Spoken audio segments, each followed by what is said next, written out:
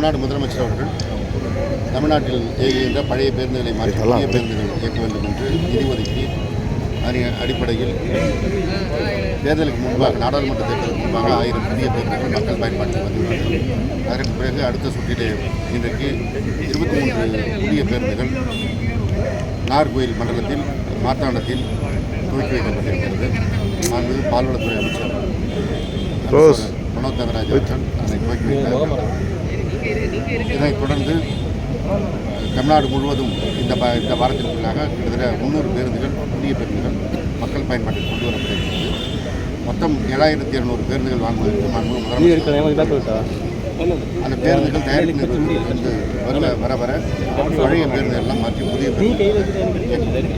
ஒரு சில வழித்தடங்களில் பழைய பேருந்துகள் இயக்கப்படுவதாக மக்கள் குற்றச்சாட்டை முன்வைக்கிறாங்க. மழை காலங்களில் அந்த பழைய பேருந்துகள் எல்லாம் மாற்றில் வைக்காதான் இந்த நடவடிக்கை எடுக்கப்படுகிறது. முத்தமிழறிஞர் கலைஞர் முதலமைச்சராக இருக்கின்ற போது 5 ஆண்டு காலத்தில் 15000 பேருந்துகள் வாங்கப்பட்டது.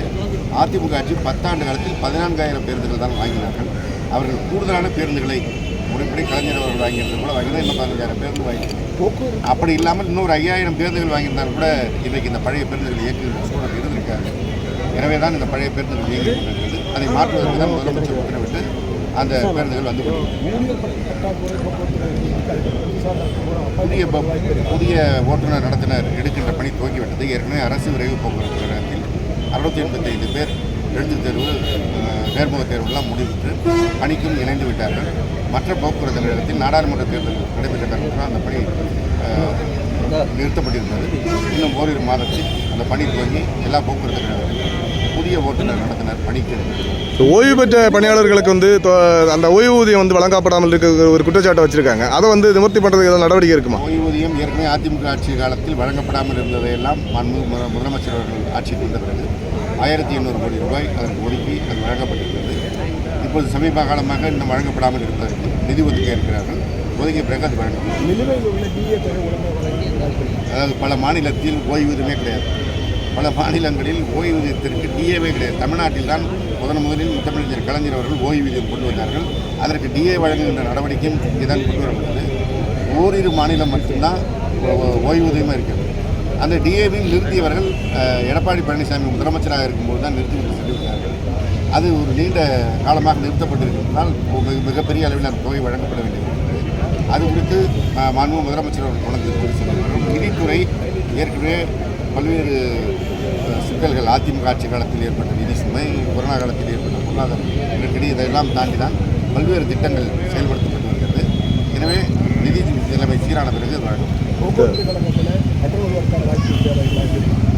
கட்டண உயர்வுலாம் கொண்டு வந்திருக்கோம்னா பக்கத்தில் இருக்க எல்லா மாநிலங்களும் நமது மாநிலத்தை விட பல மடங்கு உயர்ந்திருக்கிறது. டீசல் கட்டணம் எப்பொழுதெல்லாம் உயர்கிறதோ அப்பொழுதெல்லாம் அவர்கள் கட்டணத்தை போட்டி கொண்டிருக்கிறார்கள். தமிழ்நாட்டில் தான் எளிய மக்களுக்கு அந்த பாதிப்பு வரக்கூடாது என்று முதலமைச்சர் கட்டணம் உயர்வு இல்லாமல் தேர்ந்தெடுக்க. இந்த மகளிருக்கு இலவச பயணம் அறிவிச்சதன் காரணமாக நம்ம போக்குவரத்து நஷ்டத்தில் இயங்குதுன்னு, அதனால் போக்குவரத்து ஓட்டுநர்களுக்கு டீசல் இது ஒரு தவறான புரிதல். முதல்ல நீங்கள் பத்திரிகையாளர்களே தெரிந்து கொள்ள வேண்டியது, இந்த மகளிருக்கான கட்டணமில்லா பயணம் கொடுத்த காரணத்தினால் போக்குவரத்து கழகத்திற்கு வருமானம் கூடியிருக்கிறது. இதற்கான தொகை போக்குவரத்து துறை எந்த செலவும் செய்யவில்லை.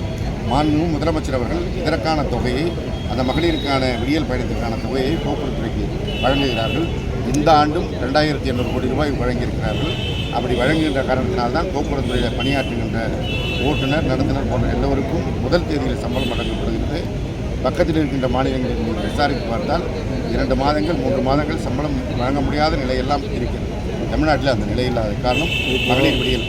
தமிழகத்தில் தொடர்ச்சியாக கொள்ளைகள் நடந்து வரதுனால சட்டம் ஒழுங்கு சீர்குலைந்து இருக்கிறதாக எல் முருகன் மத்திய இணையமைச்சர் குற்றச்சாட்டு இருக்கார். அதை எப்படி பார்க்குறீங்க? வட மாநிலங்களுக்கெல்லாம் செல்வதில்லை போல தோன்றுகிறது. தமிழ்நாட்டில் சட்டம் ஒழுங்கு சீராக இருக்கிற காரணத்தினால் தான் அவர் நிம்மதியாக இங்கே தேர்தலில் நின்றார். இப்பொழுதும் எந்த பிரச்சனைகளும் செயல்படுத்தும். கொலை போன்ற சம்பவங்கள் அதிகரித்து வருவதனால பழைய புள்ளி விவரங்களை எடுத்து பார்த்தீங்கன்னா இப்பொழுது குறைந்திருக்கிறது. சட்டம் ஒழுங்கு சீராக இருக்கிறது. சொந்த பகையின் காரணமாக நடப்பதெல்லாம் சட்டம் ஒழுங்குக்கு வராது. சொந்த பகை குடும்பத்திற்குள்ள நடக்கும் என்ற பிரச்சனைகள் எல்லாம் சட்டம் ஒழுங்கு.